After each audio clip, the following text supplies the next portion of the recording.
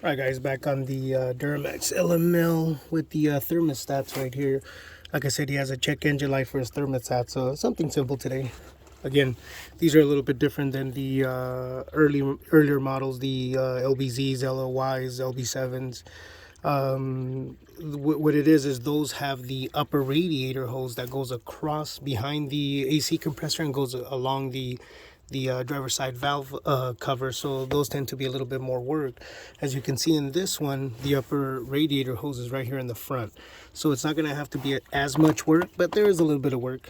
First and foremost, those two 13 millimeter bolts got to come off, so that way the fuel system test port or whatnot can be removed. Once that gets moved out of the way, you still have this 13 millimeter bolt and that 13 millimeter bolt. Obviously this one is for the oil fill, and then that one down there is for the inner fan shroud bracket. And then you still, if you want to get the oil fill out of the way, there's still a 13 millimeter bolt way down there that also needs to be removed, and you'll be able to access the housing right there, which is what I plan to do anyways.